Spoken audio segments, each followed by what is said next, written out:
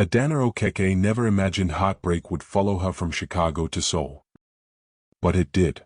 Her fiancé's betrayal was a public humiliation, a knife twisted in plain sight. So she drank. She talked to a stranger. And she woke up married to a man she didn't know. The problem? He wasn't just any man. He was Kang Minseo.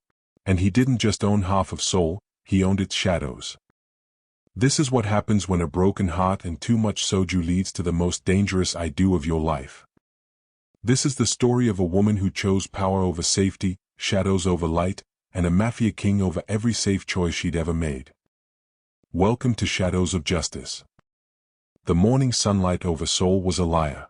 It painted the glass towers of Gangnam in warm, hopeful gold, but it stabbed through Adana Ikeh's eyelids like shards of broken glass. Her skull throbbed with a deep, rhythmic pain that echoed the bass from some hazy club she could barely remember. Her mouth tasted like regret and top-shelf soju, expensive poison that went down smooth and came back vicious. She groaned, forcing her eyes open. The world tilted violently. This was not her hotel room. Her hotel had standard-issue bedding, a view of a parking garage, and the faint smell of industrial cleaning products. This was something else entirely. The sheets beneath her were silk so fine they felt like cool water against her skin. The air carried notes of citrus and sandalwood, clean, expensive, utterly foreign. Above her, a crystal chandelier hung like a frozen waterfall, catching the morning light and scattering it into 1,000 rainbow fragments. Wrong. Everything is wrong. Panic seized her heart. Cold, sharp, immediate. She bolted upright, and the room spun. Cold marble floors stretched out beneath her bare feet. Floor-to-ceiling windows framed a panoramic view of Seoul's skyline, glittering like a spilled jewel box. The room was enormous, bigger than her entire apartment back in Chicago. She looked down. A man's black silk robe, far too large, was draped over her body. Her own dress, the one she'd carefully chosen for what was supposed to be a routine check-in with her soul partners, was folded with military precision on a velvet chair. Her heels sat neatly by the walk-in closet door, side by side, waiting. What happened last night? Fragments crashed into her consciousness like waves. The bar. The endless parade of green soju bottles lining the table like little green soldiers. The crushing, suffocating weight of the truth she'd stumbled into. Walking past her fiancé Michael's hotel room, with staff and partners, the door carelessly ajar, and seeing them. Seeing him. Seeing her. A tangle of limbs on rumpled sheets. His face, caught in the act, not even sorry, just startled. Like she was the interruption, not the betrayed. It was the third time. The third monumental heartbreak that had cleaved her life in two. At 33 years old, Adana Ikeh was successful, smart, fluent in 4 languages, respected in international trade circles. But when it came to love, she was tired. So terribly, bone-deep tired of building bridges for people who only knew how to burn them. She had gone to the bar to drown. She remembered a stranger. A quiet Korean man with watchful, dark eyes who had sat beside her without asking, who had listened without interruption as she spilled her anger and grief into the space between them. She remembered saying she wanted to burn her old life down. She must have said it very convincingly. Her gaze landed on the nightstand. A single sheet of paper. A marriage certificate. Official. Stamped. Impossibly, undeniably real. Adana Ikeh. Kang Minseo. No, she whispered, the words scraping her dry throat like sandpaper. This isn't real. This is a prank. A nightmare. The bedroom door opened. The man from the bar walked in, carrying a silver breakfast tray. He was even more imposing in the clear morning light, tall, maybe 6'3", with a lean build that spoke of controlled, coiled power beneath the civilized surface. His face was all sharp angles and quiet intensity, the kind of face that would look at home on a fashion magazine or a most wanted poster. He wore a simple white shirt, sleeves rolled to his elbows, revealing forearms marked with intricate black ink tattoos that snaked up toward his biceps. His eyes, dark and unreadable as deep water, found hers and held. "Good morning, wife," he said. His voice was calm, smooth, dangerous. A low baritone that wrapped around the word wife like silk wrapped around a blade. Adana scrambled back against the headboard, clutching the sheet to her chest. Who are you? What is this? Kang Minseo. He set the tray down on a side table with careful precision. Your husband. And this is our home. This isn't funny.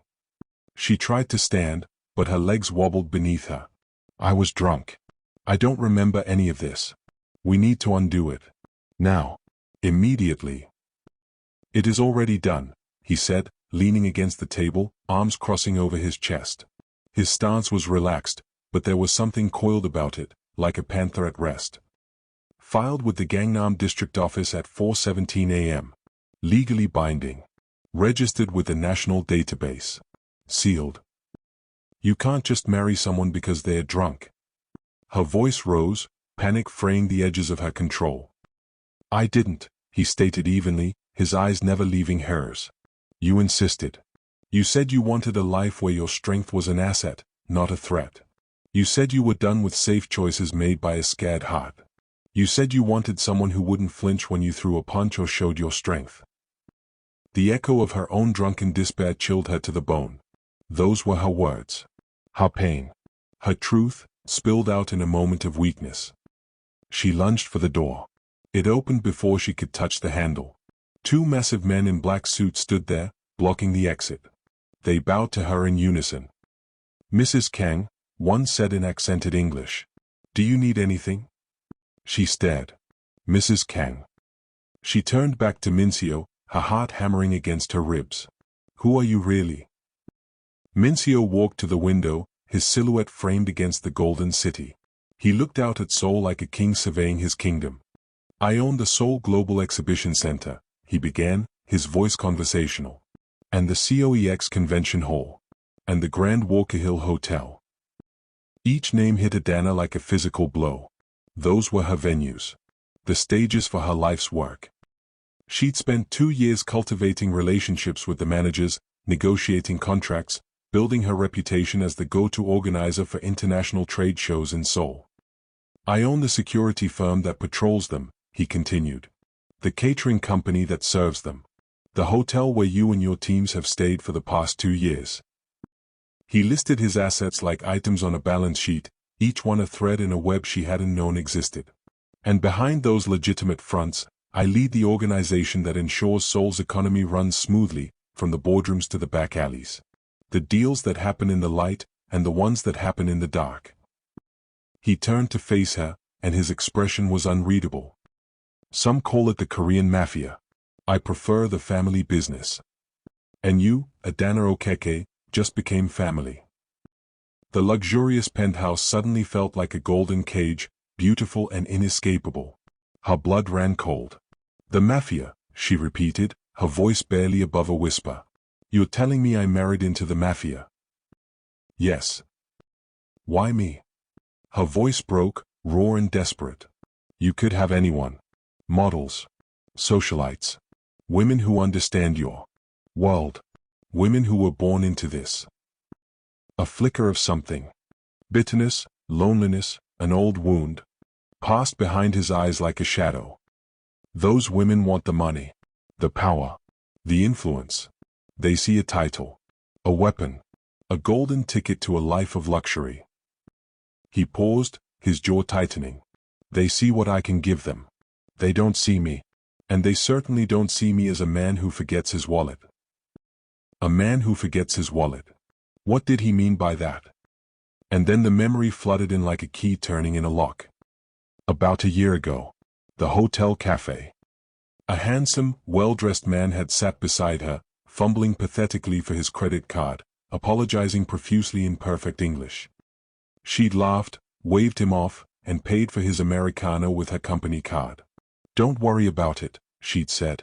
Next time. A simple act of kindness to a stranger. Nothing more. That was you? She stared at him, realization dawning. A test, he confirmed. You were kind to a stranger. No agenda. No calculation. Just kindness. He pulled out his phone, tapped the screen, and turned it to face her. But that wasn't the first time. This was. He showed her a grainy security video. The timestamp read 2 years earlier. Her third visit to Seoul. The footage showed a bustling exhibition hall during setup. Chaos reigned, forklifts moving crates, workers shouting in Korean and English, the organized chaos of building something from nothing. In the center of the frame, a young Korean woman, Sujin, was crying as a red-faced subcontractor yelled in her face, jabbing his finger at her chest. He shoved a clipboard at her so hard she stumbled backward. Most of the international crew averted their eyes, suddenly very interested in their own tasks. Not their problem. Not their language. Not their fight. Then Adana walked into the frame. She was younger by 2 years, her dark brown hair flowing down, wearing a sharp blazer and carrying a tablet. She watched the scene unfold for exactly 2 seconds. Then she set down her tablet and walked over with purposeful strides, inserting herself physically between the subcontractor and the trembling girl. The audio was faint, but Adana could hear her own voice, clear and firm, speaking in flawless Korean. That is illegal under Korean labor law, Article 23. And you will not speak to her like that again. The subcontractor, Mr. Park, was stunned into silence. First by the unexpected intervention. Then by her perfect, commanding Korean. He sputtered, tried to argue, but she didn't back down. She quoted contract clauses from memory, demanded his supervisor's name, threatened to call the hall's ownership office, an office she didn't know was Minseo's. Her voice never rose, but it cut like a blade. Within minutes, Park was backpedaling, apologizing, slinking away like a scolded dog. Sujin burst into fresh tears, but these were tears of relief. Adana didn't just walk away. She led the girl to a quiet corner, bought her lunch from a vendor, and sat with her. On the video, Adana could see herself listening, nodding, writing something down. She remembered now. She'd learned that Sujin was 22 years old, supporting a sick mother, and newly pregnant and terrified. Adana had given her a business card. Told her to call if she ever needed help. And Sujin had called. Subsequently, every time Adana visited Seoul, she checked in. She sent money when the baby came. Baby clothes. A handwritten card for the first birthday. Small kindnesses, given freely, never expecting anything in return. Minseo stopped the video and put his phone away. Sujin worked for a subcontractor I control. The report of the incident landed on my desk with the security footage. I watched it. I saw a foreign businesswoman, who didn't have to get involved, who could have walked away, defend one of my lowest-tier employees with more courage than most of my lieutenants. His voice was low, introspective, almost reverent. I watched you stand up to a man twice your size without flinching. I watched you quote law in perfect Korean. And then I watched you care. And because you cared, I decided to also care for Sujin and her family. He walked closer, his dark eyes searching hers. I had you investigated. Adana Ikeh. 31 years old at the time. Nigerian-American. Born in Chicago. Graduated top of your class from Rutgers. Self-made. Built your trade show business from nothing. Fluent in Korean, Mandarin, French, and English. No criminal record. No scandals. He paused. 2 previous serious relationships. A college sweetheart who emptied your shared bank account and disappeared. An entrepreneur who stole your business plan, your clients, and your trust. The clinical listing of her heartbreaks made her flinch. He knew everything. Every wound, every scar, every private shame laid bare. You built bridges for a living, he continued softly. But the men in your life kept burning them. I watched you over the years. Every visit to Seoul. You were consistent. Professional. Tough when you needed to be. Kind when you could be. You checked on Sujin every trip. Sent gifts. Money when her mother got sick. Never asked for anything in return. Never used it as leverage. He was standing close now, close enough that she could smell the sandalwood on his skin, see the faint scar above his left eyebrow. You were the first person in a long time who did things selflessly. You didn't even know I existed. You just existed in my world, doing good, expecting nothing. His voice dropped to barely above a whisper. That combination, strength and kindness, is rare. Rarer than you know. Especially in my world. Adana's mind raced. She scrambled for her purse, her hands shaking as she fumbled for her phone. She needed help. She needed out. She called Claire Bernstein, her high-powered corporate attorney in New York, a woman who had faced down billion-dollar conglomerates without breaking a sweat. If anyone could fix this, Claire could. The phone rang 3 times. Claire's voice was rough with sleep. Adana? Do you know what time it is? This better be an emergency. Claire, I'm in Seoul. Something insane has happened. I think I got married last night. A pause. You think? I was drunk. To a man named Kang Minseo. I need an annulment. International jurisdiction, whatever it takes. I don't care what it costs. Another pause, longer this time. Adana could hear the sound of a keyboard clicking frantically in the background, the rustle of sheets as Claire got out of bed. Adana? Jesus. I'm looking at a notification that just hit my legal dashboard. Your marital status has been officially changed in the Korean National Registry. Spouse, Kang Minseo. Claire's voice shifted, becoming low and urgent, the way it did when she was delivering very bad news. Listen to me very carefully. Do not make any more calls. Do not go to the authorities. Do not try to leave. Do exactly as he says. What? Claire, no, you don't understand. I understand that Kang Minseo is not a man you get an annulment from. I just pulled up his file. His old money, new money, shadow money. He owns half of Seoul's legitimate economy and controls most of its illegitimate one. He has politicians, judges, and police chiefs in his pocket. He is the authority in certain circles. Her voice was tight with barely controlled fear.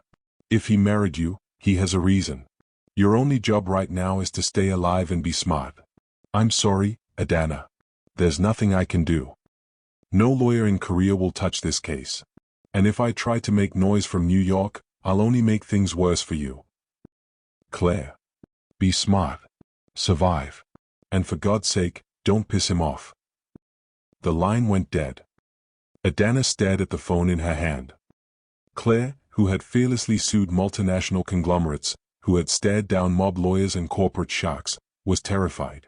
That fact alone sent ice through Adana's veins. She tried the U.S. Embassy next, her fingers shaking as she dialed. A polite, bureaucratic voice answered, chipper and utterly unhelpful. They congratulated her warmly on her marriage, confirmed that the paperwork was in perfect order, and even referenced a video interview conducted at 5:30 that morning where she had calmly confirmed her personal details, her willingness to marry, and her understanding of the legal implications. A video she had absolutely no memory of recording. The trap wasn't just legal. It was airtight, polished to a mirror shine, and completely inescapable. She turned back to Minseo, anger burning through the fear like fire through paper. Her hands clenched into fists at her sides. You drugged me, she accused, her voice shaking with rage. You made me say things. You fabricated consent. I didn't. His voice was calm, infuriatingly calm. You were drunk, yes. But you were lucid. You knew what you were signing. The video will show that. And the blood test taken at the district office will show no drugs in your system beyond alcohol. Then why don't I remember? Because you drank an entire bottle of soju after we left the district office. To celebrate, you said. To toast to burning down your old life. A ghost of a smile touched his lips. You were quite poetic about it. She wanted to scream. She wanted to throw something. Instead, she forced herself to breathe, to think. Panic wouldn't help. Emotion wouldn't help. She needed to be smart. What do you want from me? She asked, her voice hardening into steel. Really? What's the game here? Minseo regarded her for a long moment, as if weighing how much truth to give her. Initially, he said, to survive. To be my wife in public. To lend your intelligence, your legitimate business reputation, and your connections to my operations. You're well known in international trade circles. Respected. You bring me something I can't buy. Credibility. And in return? In return, you get the protection of the most powerful organization in Seoul. You get access to resources most people can only dream of. You get respect. Fear, when necessary. He paused. And you get vengeance, if you want it.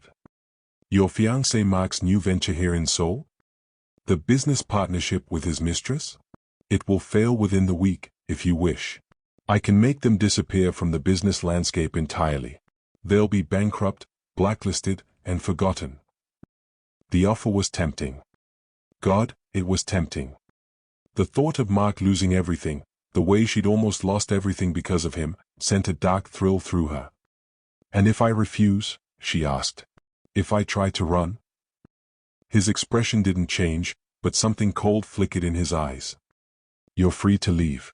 I won't stop you. I'll even provide a car to the airport. But...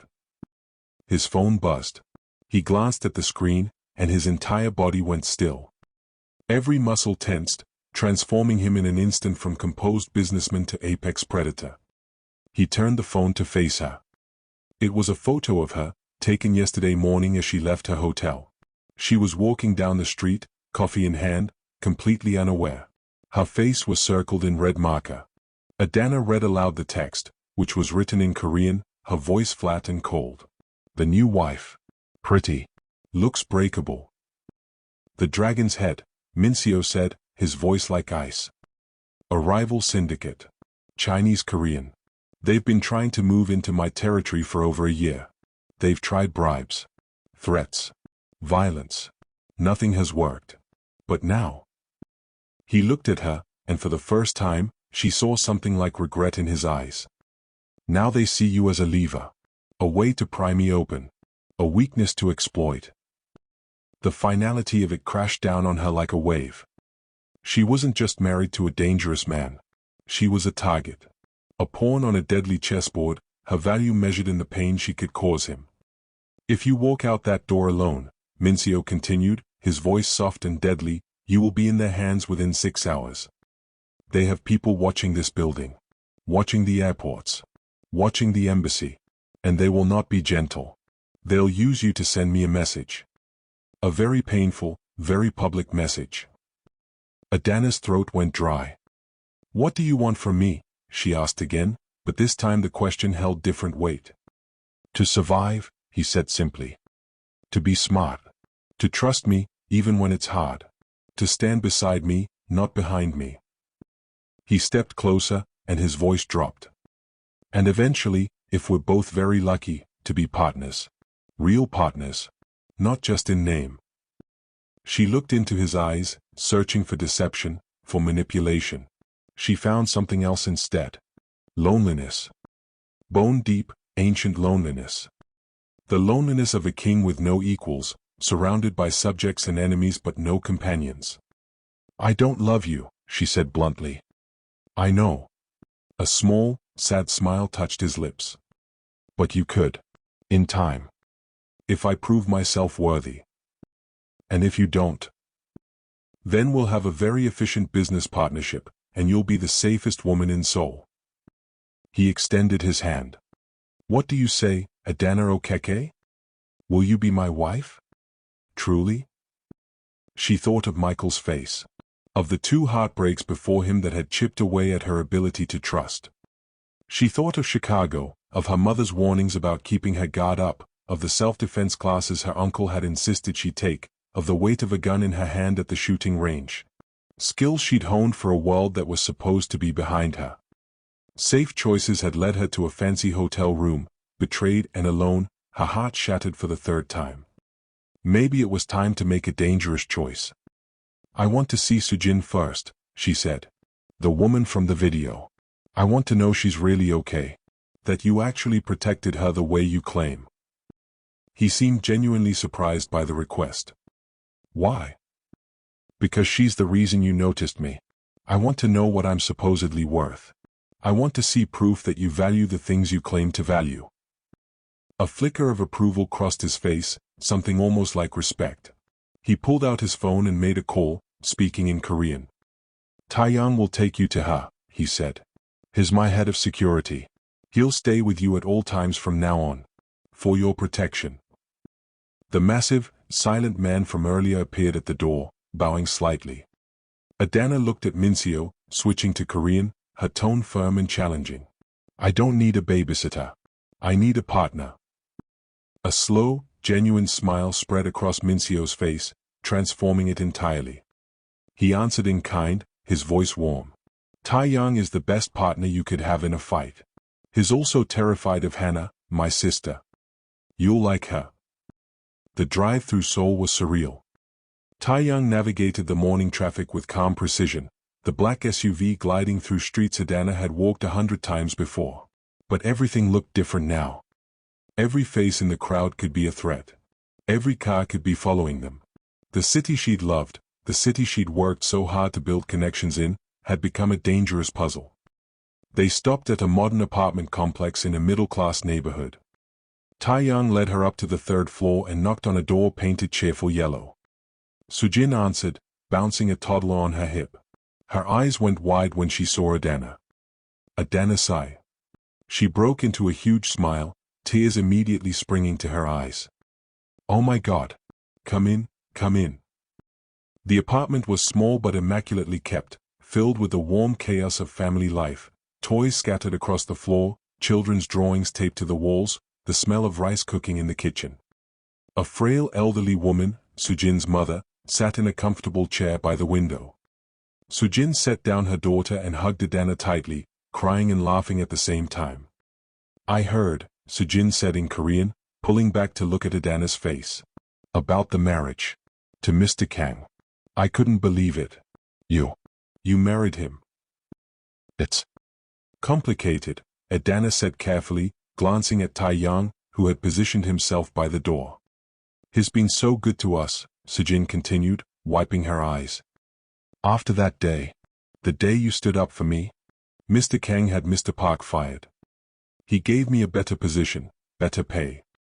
When my mother got sick, he paid for her treatment. When I had the baby, he sent gifts, but he also sent a doctor to check on us every week for 2 months. He's never asked for anything in return. He just helped. She looked at Adana with shining eyes. He told me once that you taught him something important. That power is worthless if it can't protect the people who deserve protecting. He's been different since he met you. Kinda. More. Human. Adana felt something shift in her chest. This wasn't what she'd expected. She'd expected to find evidence of manipulation, of control. Instead, she found genuine gratitude and care. The toddler, a little girl with huge eyes and chubby cheeks, tottered over to Adana and held up her arms. Adana picked her up automatically, and the child immediately started babbling and playing with Adana's necklace. Her name is Adana, Sujin said softly. I named her after you. After the woman who showed me that kindness still exists in this world. Tears stung Adana's eyes. She held the little girl, little Adana, and felt something crack in the armor around her heart. Maybe Minseo was a criminal. Maybe he lived in shadows and dealt in violence. But he had used his power to protect this woman, this family. He had valued the same things Adana valued. Protecting those who couldn't protect themselves. Thank you, Adana whispered to Sujin. For showing me this. From Sujin's apartment, Taeyang drove her to Cheongdam-dong, to a sleek, ultramodern art gallery that screamed wealth and taste. Inside, amidst installations of contemporary Korean art, a woman was systematically destroying a curator's self-esteem in rapid-fire Korean.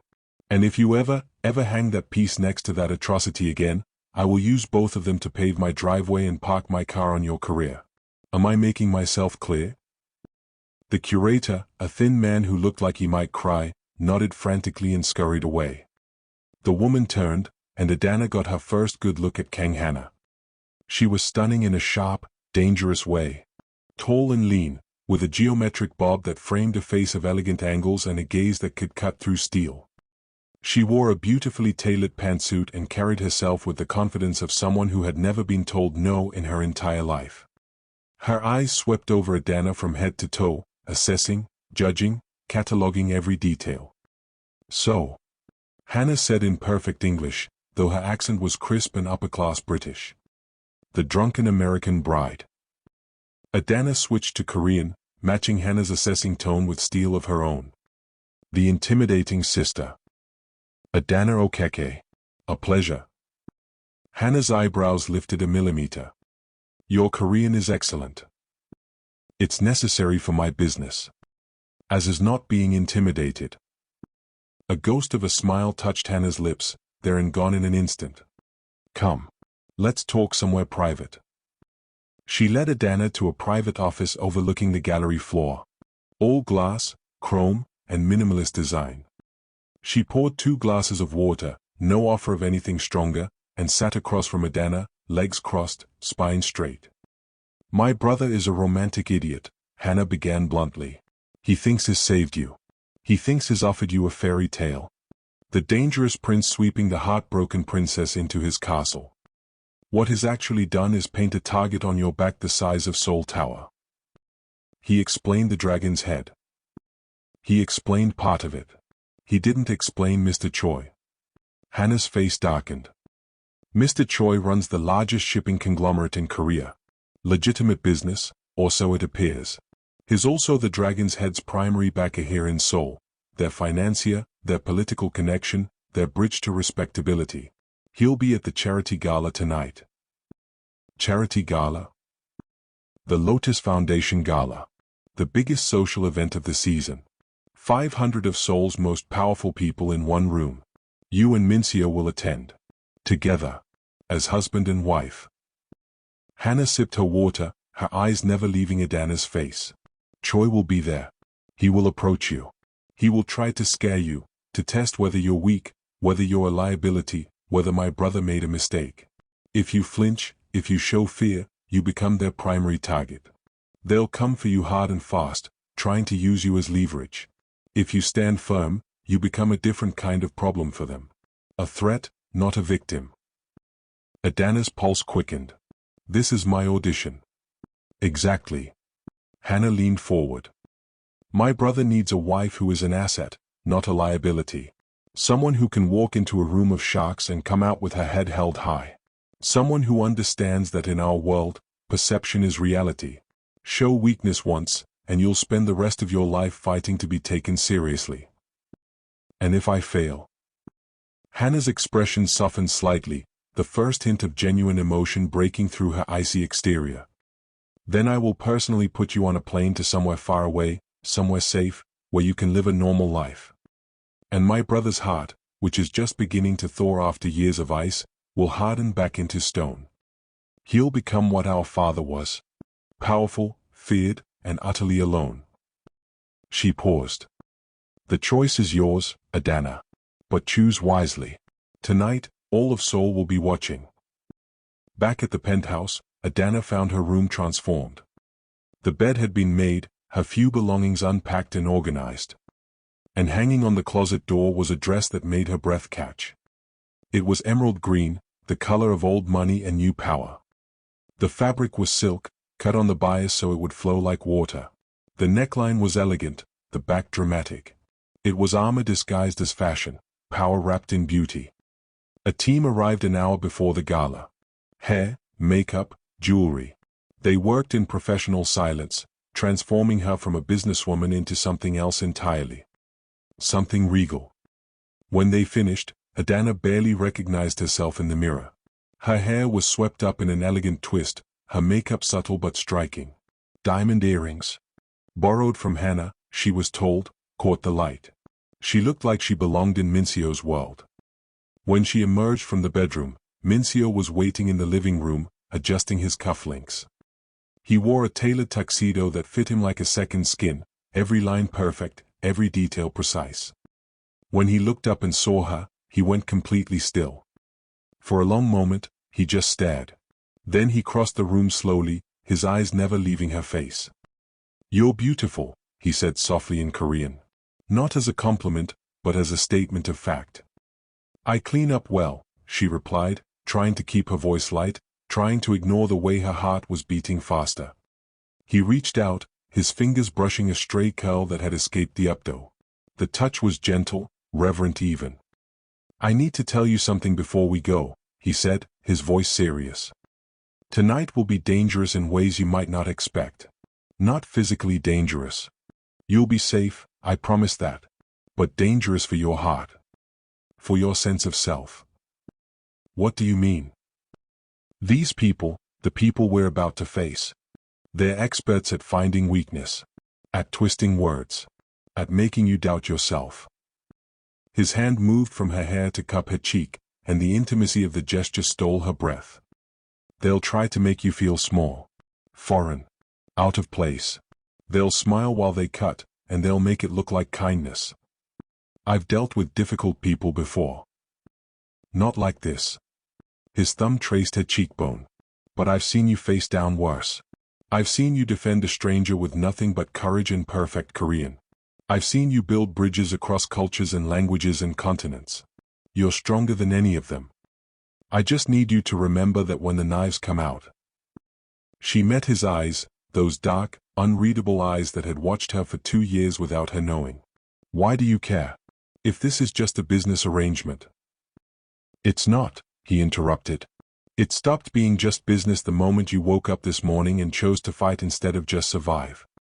The moment you demanded to see Sujin before agreeing to anything. The moment you told me you needed a partner, not a babysitter. He leaned closer, his forehead almost touching hers. You're extraordinary, Adana. And tonight, I'm going to show you off to everyone who ever doubted me, ever questioned my judgment, ever thought they could take what's mine. I'm not yours, she whispered, but the protest was weak. Not yet, he agreed. But you will be. And I will be yours. That's how partnerships work. Before she could respond, Taeyang appeared at the door. Sir, the cars are ready. Minseo straightened, offered his arm. Ready, Mrs. Kang? She took his arm, feeling the solid strength beneath the expensive fabric. Let's go show Seoul what we're made of. The Lotus Foundation Gala was held at the Grand Joseon Hotel. A glittering palace of old money and new power. The ballroom was a masterpiece of crystal chandeliers, gold accents, and floor-to-ceiling windows overlooking the Han River. 500 of Seoul's elite mingled beneath the lights. Politicians, CEOs, socialites, and the occasional celebrity for star power. When Minseo and Adana entered, the room didn't fall silent. That would be too dramatic, too obvious. But there was a ripple, a collective turning of heads, a sudden spike in whispered conversations behind champagne flutes and designer clutches. Adana felt every eye on her. Assessing. Judging.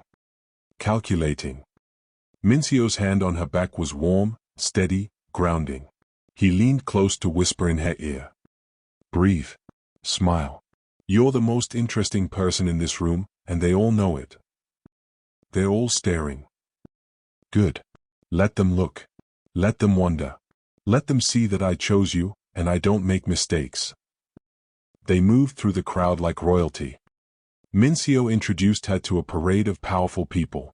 A minister of trade who had approved her exhibition permits, a CEO whose products she'd helped launch in Korea, an ambassador who remembered her from a trade summit. Each time, she spoke in flawless Korean, demonstrating not just language skills but cultural fluency. She remembered names, referenced previous conversations, made connections. She could see the surprise in their eyes, surprise, and then respect. Your wife is quite impressive, said Park Jin-woo, a technology mogul. I had no idea you'd married. Such a sudden announcement. The best things in life are often unexpected, Minseo replied smoothly. Indeed. Park's eyes gleamed with curiosity. And your Korean is remarkable, Mrs. Kang. Where did you learn? University, initially, Adana replied in Korean. But language is about more than grammar. It's about understanding culture, context, nuance. I've spent years building bridges between Korean businesses and international markets. You can't do that effectively without truly understanding both sides. Park nodded, impressed. Well said. I hope we'll have the opportunity to work together. Minseo, you've chosen wisely.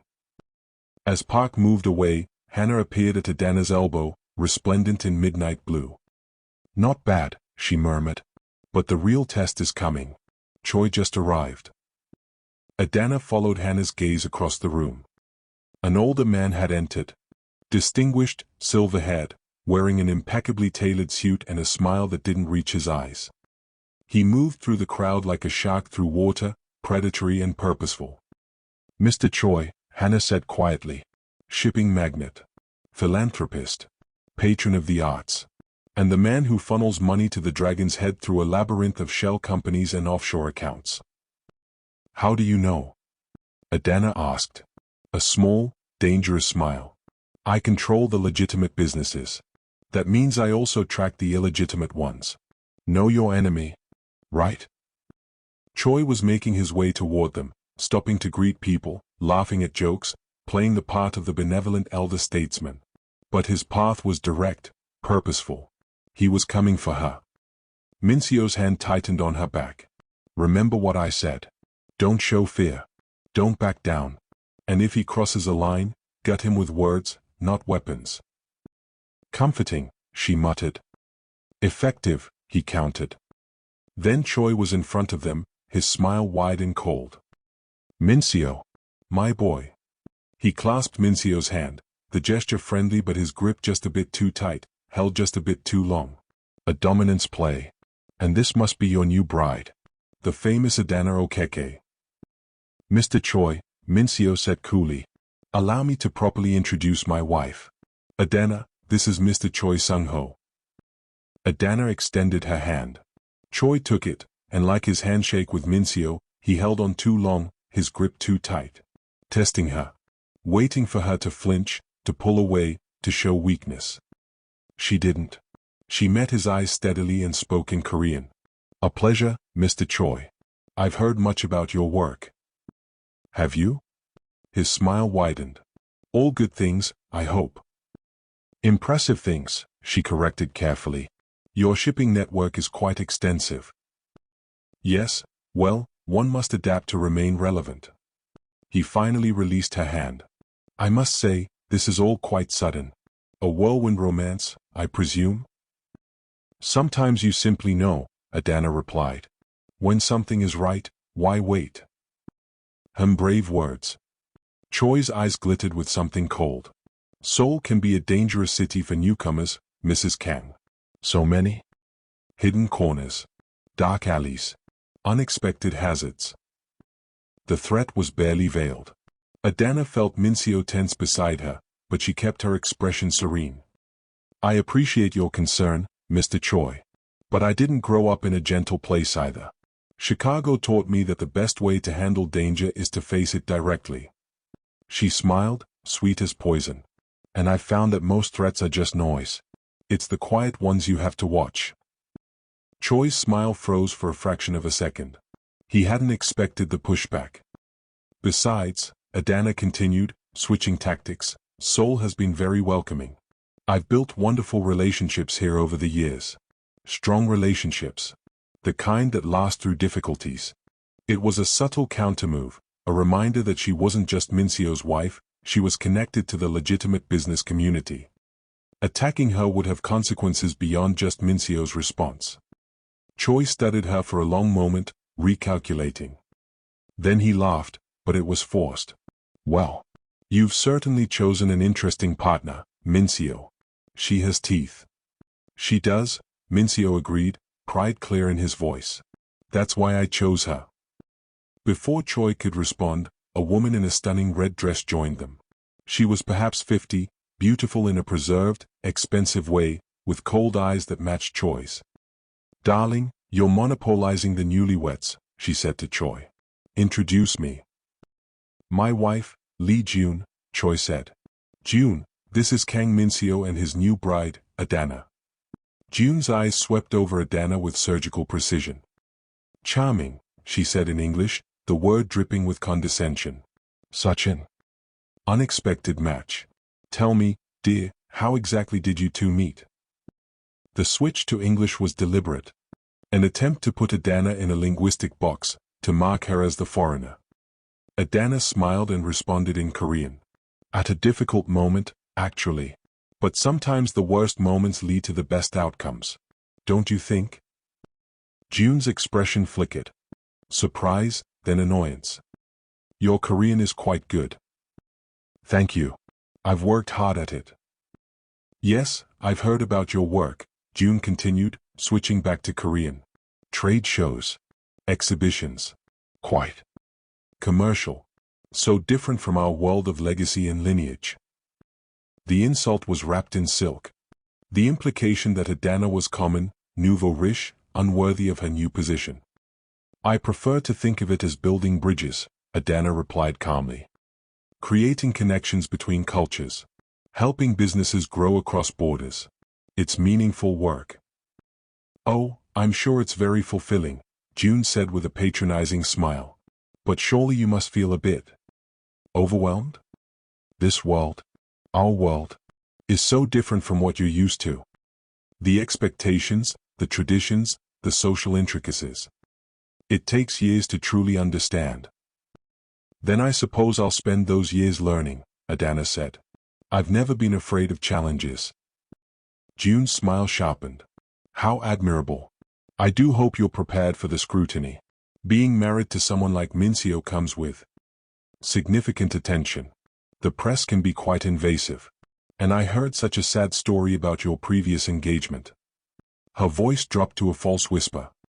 That must have been so humiliating. Your fiancé and that other woman, here in Seoul, so publicly. Everyone was talking about it. The words were designed to wound, to embarrass, to make Adana feel small and exposed. Adana felt anger flare hot in her chest, but she kept her face serene. She'd dealt with worse than this. She'd negotiated with warlords who'd threatened to shut down her exhibitions by force.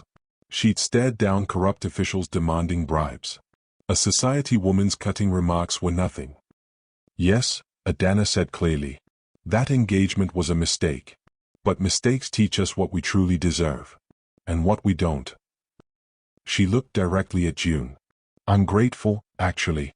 If I hadn't seen his true character, I might have wasted years on someone unworthy. Now I'm exactly where I'm meant to be. She turned to Minseo, and the look she gave him was genuine, gratitude, and something deeper, warmer. Minseo's eyes softened, and he reached out to tuck a loose strand of hair behind her ear, the gesture intimate and tender. And I'm grateful for your mistake too, he said softly in Korean. Because it brought you to me. The moment hung between them, charged with an electricity that made Adana's breath catch. For a second, she forgot they were playing roles, forgot about the audience watching. There was just him, his dark eyes searching hers, his hand gentle against her cheek. June cleared her throat, breaking the spell. Well, how touching. A bell chimed softly, calling everyone to dinner. Minseo offered his arm, and as they walked toward their table, he leaned close. That was perfect, he murmured. You were perfect. I just told the truth, she said. I know. That's what made it perfect. Dinner was an elaborate affair. 7 courses, each paired with wine, each delivered with ceremony. Adana and Minseo were seated at a prominent table with other influential couples. The conversation flowed around them. Politics, business, gossip, all delivered in the coded language of the elite. Adana held her own, contributing when appropriate, listening when strategic. She could feel eyes on her throughout the meal. Assessing, judging, trying to find weakness. Between the 5th and 6th courses, she excused herself to go to the restroom. A young waiter appeared at her elbow. Mrs. Kang, he said in accented English, bowing. The powder room is this way. She followed him down a corridor lined with art. But as they reached the restroom entrance, he pressed something into her hand. A small folded paper. His eyes were frightened. I was told to give you this, he whispered. Please. They said they'd hurt my family if I didn't. They have my sister. Before she could respond, he hurried away. Adana's eyes, trained for detail, caught 3 things in the split second he turned. The name Jinho embroidered on his uniform jacket, the distinct tattoo of a coiled serpent on the back of his left hand, and the nervous tap of his right thumb against his thigh pocket. The telltale rectangular bulge of a smartphone. Adana stepped into the powder room, her heart pounding. It was empty. All marble and gold fixtures and flattering lighting. She locked herself in a stall and unfolded the note. The handwriting was precise, almost mechanical. Warehouse 7B. East Docks. Come alone. 1 hour. No police. No husband. Or the pregnant woman dies. Her blood went cold. Sujin. They had Sujin. Her hands shook as she read it again. This was the real test. Not the social battlefield of the gala, but this. An impossible choice. Come alone and walk into a trap, or tell Minseo and risk Sujin's life. She forced herself to breathe. To think. They expected her to panic. To make a mistake. To either run to Minseo crying for help, proving she was weak and dependent, or to stupidly go alone, proving she was reckless and easy to capture. But she was neither weak nor stupid. She tore the note into tiny pieces and flushed them. Then she returned to the ballroom, her face calm, her steps measured. But as she approached their table, she caught Minseo's eye and squeezed his arm twice. Their agreed signal for trouble. His expression didn't change, but she saw his body tense, saw his hand move subtly to his jacket pocket where his phone rested. He made their excuses smoothly. Adana was feeling unwell, the jet lag catching up, so sorry but they'd need to leave early. The concerned husband, the solicitous host. Everyone understood. Everyone smiled. But as they walked toward the exit, Hannah intercepted them. Problem? She asked quietly. Yes, Minseo said. We're handling it. Then let me help. In the car, with Taeyang driving and Hannah in the passenger seat, Adana told them about the note and described the waiter in precise detail. Young, maybe 22. The name Jin-ho on his jacket. A tattoo of a coiled snake on his left hand. And he was terrified, saying they had his sister. He kept touching his phone in his thigh pocket. Minseo was already pulling out his own phone. Hannah, call the gala coordinator. Get the staffing list for tonight's event from the catering company. Find a Jin-ho with a serpent tattoo. Hannah was already dialing. On it. Adana leaned forward. He works for the catering company. That's our link. But we don't need to wait for a list. He gave me the note minutes ago. He's still here, cleaning up, maybe in a staff area. He's the only one who knows if the delivery was successful. They'll want a report. He'll use his phone. Minseo understood instantly. He made a call, his voice a low, rapid command in Korean. The grand ballroom, staff corridors. Find a waiter named Jin-ho with a snake tattoo. Detain him quietly. Secure his mobile phone above all else. I want the device and the man. He hung up and looked at Adana. My deputy head of security is inside. He has 2 men near the service entrance. But we need more than the phone, Adana pressed, her mind racing through contingencies. We need to make them think their plan is working. If they're watching the warehouse, they need to see me approach. Otherwise, they might kill Sujin immediately as a failed gambit. Which is why you're not going to the warehouse, Minseo stated firmly. I have to be seen going to the warehouse, she corrected. There's a difference. Taeyang drives me to the dock perimeter. I walk the last 100 yards alone, in this gown, completely visible. They see their bait taken.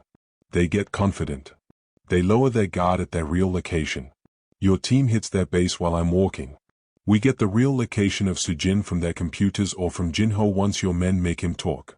Then you extract me and we go get her. Hannah, who had just finished her call, turned from the front seat, her phone in her hand. The coordinator confirmed. Jin-ho Park. Temporary staff from Heavenly Feast Catering. She's texting me his national ID number now. That's linked to his phone carrier. Minseo took the information and made another call. I need a real-time location trace on a number. I'm sending the ID details now. Priority intercept. He listened for a moment. Good. Patch the GPS feed to Taeyang's navigation system. He put his phone away. We'll have the phone's location in 2 minutes. My tech team is also pulling its recent call logs and message history. If he called his handler after delivering the note, we'll have that number too. Adana felt a surge of grim satisfaction. This was how you dismantled a trap. Not by avoiding it, but by understanding every component and systematically disabling each one. Minseo's phone buzzed. He looked at the screen, a map interface glowing. Got it. The phone is still inside the hotel, moving toward the service exit. My men have him. They are bringing him and the device to the secondary location. He then looked at Adana, and she saw something shift in his expression. Surprise, admiration, something deeper. You saw his name, his tattoo, the phone? You've done this before. I've managed crises in unstable countries. I've negotiated with warlords who held my exhibition permits hostage. I've learned to see the details that become leverage. She met his eyes. The difference is, this time I'm not alone. I have resources. I have you. A slow, fierce smile spread across his face.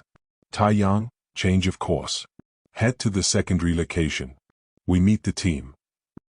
As the car cut through the night streets, Minseo reached across the seat and took her hand. His grip was warm, strong, reassuring. You're remarkable, you know that. I'm practical, she corrected, though a thread of warmth unspooled in her chest at his touch. You're both. He lifted her hand to his lips and kissed her knuckles, a courtly gesture that felt like a brand. And you're mine. And I protect what's mine. I'm not yours, she said, but the words were automatic, the old defiance on autopilot. Not yet, he agreed, his dark eyes holding hers, echoing his earlier promise. But you will be. The car sped toward a dimly lit warehouse district, not the docks. The waiter's phone was now their compass. The counterattack had begun. The Dragon's Head's operational base was hidden in plain sight. A nondescript office building in Gangnam, the kind that housed 100 different small businesses and where nobody asked questions about who came and went at odd hours. Minseo's team moved with military precision. Adana watched from the SUV, listening through an earpiece as they breached the building, moved through hallways, neutralized guards. It was over in less than 10 minutes. Fast, efficient, almost surgical. Through the earpiece, she heard Minseo's voice, cold and commanding. Where is the woman? Sujin. Where is she? Sounds of a scuffle. A voice she didn't recognize, panicked. Warehouse 7B. East Docks. That's all I know, I swear. And how many men do you have there? 3. Just 3. Please, I'm just an accountant, I don't. The voice cut off. Minseo came back on the line. We have confirmation. Warehouse 7B. 3 hostiles. We're moving now. I'm coming with you, Adana said into her earpiece. Adana. I'm coming. They'll expect you to storm in with an army. Let me walk in first. Sell the illusion that I came alone. Buy your team time to get into position. Silence on the line. Then, reluctantly. 30 seconds. You get 30 seconds of exposure before we come through the doors. That's it. That's enough. The docks at night were a different world, dark, foggy, smelling of salt water and diesel fuel. Warehouse 7B loomed ahead, a single light glowing inside like a predator's eye. Adana got out of the car. She still wore the emerald gown from the gala, but she'd kicked off the heels. Her bare feet were silent on the cold concrete. She looked like a princess who'd wandered into the wrong fairy tale. 30 seconds, Minseo's voice reminded her through the earpiece. Then we come in. I know. She walked to the warehouse door and pushed it open. The interior was vast and mostly empty. Concrete floors, high ceilings, shadows everywhere. In the center, illuminated by a single hanging work light, Sujin sat tied to a chair. Her face was tear-stained, terrified. She was visibly pregnant now, her belly round under her clothes. 3 men stood around her. They turned when Adana entered, and she saw them assess her. Alone, in an evening gown, weaponless. Easy prey. Mrs. Kang, the leader said in Korean. He was young, maybe 30, with hard eyes and a cocky smile. You came. Good. You're smart woman. Let her go, Adana said, keeping her voice steady. She's not part of this. She became part of it when you made her part of your life. He moved towards Sujin, pulling out a knife. The blade caught the light. But first, you're going to send your husband a message. You're going to tell him that the docks belong to the Dragon's Head now. Tell him to back off. Or next time. He never finished the sentence. Adana didn't think. She didn't hesitate. A length of metal pipe lay against the wall, debris from some old construction project. She grabbed it and swung in one fluid motion. The pipe connected with the man's wrist. The knife clattered to the concrete.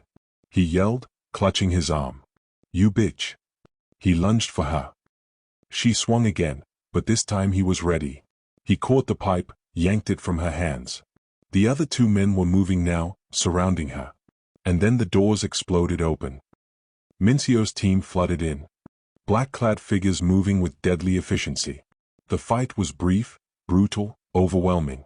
Within seconds, all three men were on the ground, subdued, with guns pointed at their heads. Minseo himself went straight to Sejin, cutting her bonds with a quick, clean motion. The young woman collapsed into his arms, sobbing. Adana stood in the center of the warehouse, her heart pounding, adrenaline coursing through her veins. Her hands were shaking now, the delayed reaction setting in. Minseo passed Sejin gently to one of his men. "Get her to a doctor, now." And then he was crossing to Adana in long, urgent strides. "You hit him with a pipe," he said, his voice strangled between disbelief and admiration and something that might have been fear. "You actually hit an armed man with a pipe." "He had a knife," Adana said, as if that explained everything. "He was going to hurt her. You could have been killed. But I wasn't." He stared at her for a long moment, and then he laughed. A short, sharp bark of incredulous laughter. Then he pulled her to him, his arms wrapping around her, crushing her against his chest. She could feel his heart hammering against her cheek, could feel the tremor in his hands as he held her. "You terrify me," he whispered into her hair, switching to Korean. "You are braver than anyone I've ever met. And you mean so much more to me than I thought possible." She pulled back to look at his face. His expression was raw, unguarded for the first time since she'd met him. Not the crime lord. Not the calculating businessman. Just a man who had been genuinely afraid for her. "I'm okay," she said softly. This time. His hand cupped her face, his thumb tracing her cheekbone. "But you took a decade off my life. Then we're even. You've taken decades off mine in the past 24 hours. He smiled, but it faded quickly. Then he leaned in, and this kiss was nothing like the brief one in the car. This was need and relief and fear transformed into connection. His lips claimed hers with an intensity that made her knees weak, one hand tangling in her carefully arranged hair, the other pulling her closer. She kissed him back with equal ferocity, her hands fisting in his jacket, all the adrenaline and fear and strange new feelings pouring into that single point of contact. When they finally broke apart, both breathing hard, he rested his forehead against hers. "I can't lose you," he said quietly. "I know you're not mine, yet. I know this started as madness and alcohol and coincidence. But I can't lose you." "You won't," she promised. And she meant it. Somewhere in the past 24 hours, something had changed. Some barrier had fallen. This dangerous, complicated man had become hers to protect, just as she had become his. They drove Sejin to a private hospital. One of Minseo's facilities, where doctors asked no questions and security was absolute. She was checked thoroughly. The baby was fine. She was fine, physically. Emotionally, she was shaken but alive. "Thank you," she kept saying, holding Adana's hand. "Thank you, thank you." "You're safe now," Adana promised. "We'll make sure of it." By the time they returned to the penthouse, dawn was breaking over Seoul. The city was waking up, utterly unaware of the night's violence. Life went on. Adana stood on the terrace, still in her torn and dirty gown, watching the sunrise paint the sky in shades of gold and pink. She heard Minseo join her, felt him drape his jacket over her shoulders. "Sujin will be moved to a safe house," he said. "Guards around the clock. The dragon's head won't touch her again." "And Choi?" "We have evidence now. Financial records from their base. Proof of his connection to the dragon's head. He'll be dealt with." His voice was cold. Quietly. But definitively. She turned to look at him. "What does that mean?" "It means he'll lose everything that matters to him, his reputation, his business connections, his political influence. He'll be a pariah. Untouchable for all the wrong reasons." He met her eyes. "I won't kill him. That's too merciful. I'll make him live with his failure." Adana should have been horrified. Should have been repulsed by the casual discussion of destroying a man's life. But all she felt was satisfaction. Choi had threatened her. Had threatened Sejin. Had tried to use innocent people as weapons. "Good," she said. Minseo smiled. "You're adapting to my world." "Maybe. Or maybe I'm finally admitting I've always had a lot more fight and fury in me than I cared to admit." I just never had a reason to let it out. She looked back at the city. What happens now? With us? That depends. He moved to stand beside her, his shoulder brushing hers. Last night, you passed every test. You faced Choi. You strategized under pressure. You physically fought to protect someone you care about. Hannah is impressed. My men respect you. And I. He trailed off, and she looked at him expectantly. And you? She prompted. I'm falling in love with you, he said simply. I know it's too soon. I know this started as madness. But I've watched you secretly for 2 years. I've known you. Really known you. For just over a day, and crazy as it seems. I'm falling in love with you. The question is, can you fall in love with me too?